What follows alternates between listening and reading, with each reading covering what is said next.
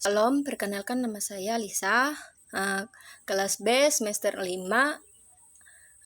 NIM 1802111609, jurusan Pendidikan Agama Kristen, mata kuliah Administrasi PAK, dosen pengampu Tiapon Teresa Andini, SPDK MSI. Nah, di sini saya akan mempresentasikan guru dan administrasi pendidikan. Pengertian administrasi pendidikan. Kata administrasi berasal dari bahasa Latin dan ad dan ministrare, yang menurut Gay 1992 artinya melayani, membantu, menunjang pencapaian tujuan sehingga benar-benar tercapai. Administrasi adalah kegiatan penataan terhadap pekerjaan pokok yang dilakukan oleh sekelompok orang dalam kerjasama mencapai tujuan tertentu.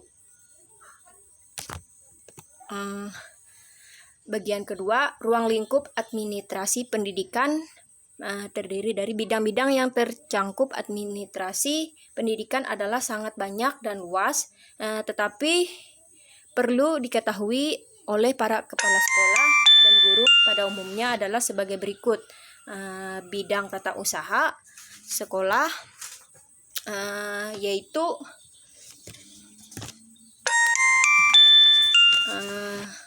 organisasi dan struktur, pegawai tata usaha, anggaran belanja keuangan sekolah.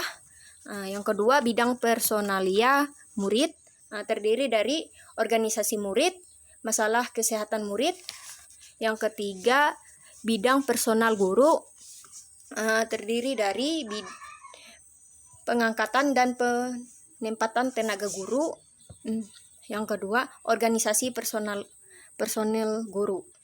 Yang keempat, bidang pengawas atau supervisi. Usaha membangkitkan semangat guru dan pegawai tata usaha dalam menjalankan tugasnya masing-masing sebaik-baiknya. Yang kelima, bidang pelaksanaan dan pembinaan kurikulum, melaksanakan organisasi kurikulum serta metode-metode disesuaikan. Ruang lingkup administrasi meliputi administrasi kurikulum, pembukuan dan pendapatan yang diajarkan, waktu tersedia, jumlah guru beserta pembagian jam pelajaran, jumlah kelas, penjadwalan buku yang dibutuhkan, program semester, evaluasi, program tahunan, dan kalender pendidikan. B.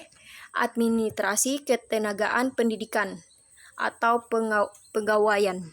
Kumpulan surat lamaran dan penerimaan pegawai, mutasi, surat keputusan, surat tugas, berkas-berkas tenaga pendidikan, daftar umum pegawaian.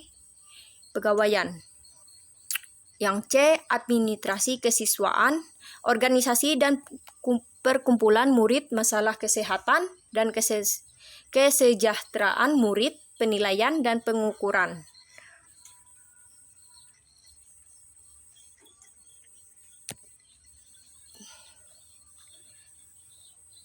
Kemajuan murid, membimbing dan penyusulan bagi murid. Yang ke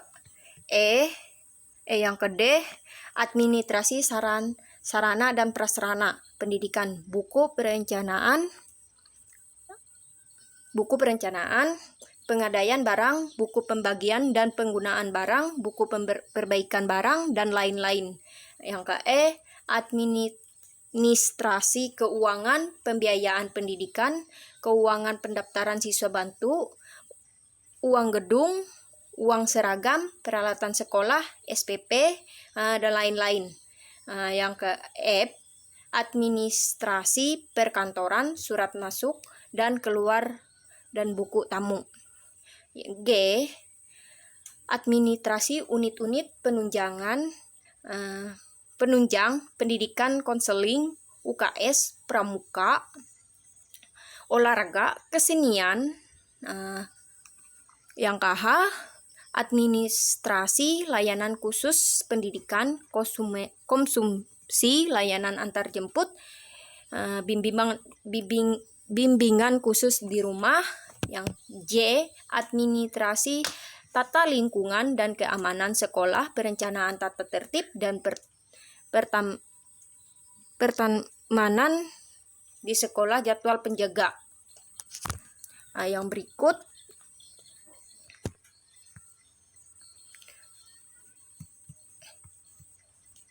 yang K, administrasi, hubungan dengan masyarakat, hasil kerjasama, program-program, humas, dan sebagainya. Masuk lagi fungsi administrasi pendidikan. Terdiri dari perencanaan adalah merupakan kegiatan awal yang harus dilakukan dalam kegiatan administrasi sebagai persiapan suatu usaha dilakukan. B, pengorganisasian menurut Siagian adalah keseluruhan proses pengelompokan orang-orang, alat-alat, tugas. Yang ke C, pengarahan menurut Nurhadin 1993 adalah usaha memberikan bimbingan dan pengarahan yang diberikan sebelum suatu kegiatan yang dilakukan sebelum suatu kegiatan pelaksanaan dilakukan untuk memelihara. Yang ke D,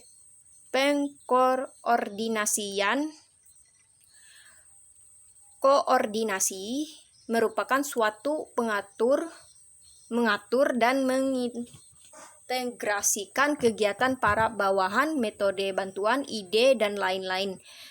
Yang ke E, pengawasan menurut Siagian 1986 adalah proses pengamatan dan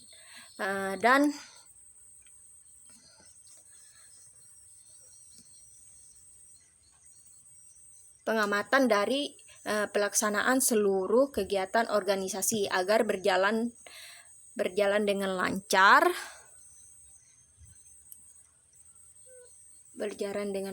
Yang telah ditentukan sebelumnya.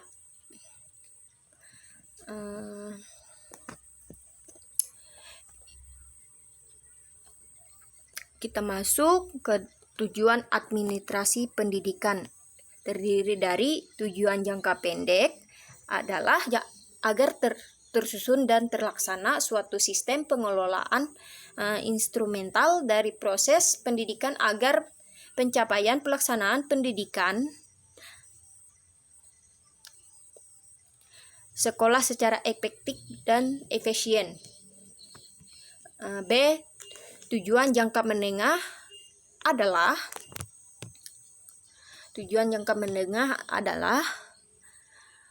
menunjang tercapainya tujuan institusional masing-masing jenis dan jenjang pendidikan seperti yang digariskan oleh kurikulum. Yang ke C, tujuan jangka panjang adalah untuk menunjang tercapainya tujuan pendidikan nasional seperti digariskan oleh UUU Sikdiknas nomor 2 tahun 1989. Kita masuk lagi ke guru dan administrasi pendidikan. Meliputi pengambilan inisiatif, pengarahan, dan penilaian kegiatan-kegiatan pendidikan. Hal ini guru turut serta memikirkan kegiatan-kegiatan pendidikan yang direncanakan serta nilainya. B, wakil masyarakat, yang berarti dalam lingkungan sekolah guru menjadi anggota suatu masyarakat. Jadi guru itu berperan sebagai wakil masyarakat. Yang ke C, orang yang ahli dalam mata pelajaran. Yang ke D, penegak disiplin. Guru harus menjaga agar terciptanya suatu disiplin. Guru harus menanamkan kedisiplinan kepada siswa atau murid tersebut agar siswa tersebut mengetahui arti disiplin. Contohnya seperti berangkat sekolah sesuai jam, misalnya masuk ruangan sesuai jam, dan lain-lain. Yang pelaksanaan administrasi pendidikan menjadi pengajar. Guru pun bertanggung jawab akan kelancaran jalannya pendidikan, dan ia harus melaksanakan kegiatan-kegiatan administrasi. Yang pemimpin generasi muda masa depan. Generasi muda terletak di tangan guru. Guru adalah suatu pemimpin agar murid tersebut bisa menjadi generasi muda yang baik, sesuai dengan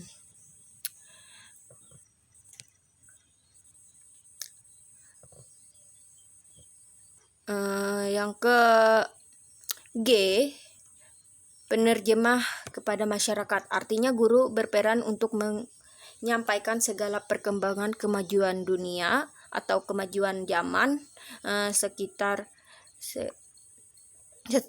kepala sekolah kepada masyarakat, khususnya masalah pendidikan. Guru memberi wawasan kepada masyarakat tersebut agar mereka mau menyekolahkan anak-anak mereka. Sekian yang dapat saya sampaikan. Saya ucapkan terima kasih.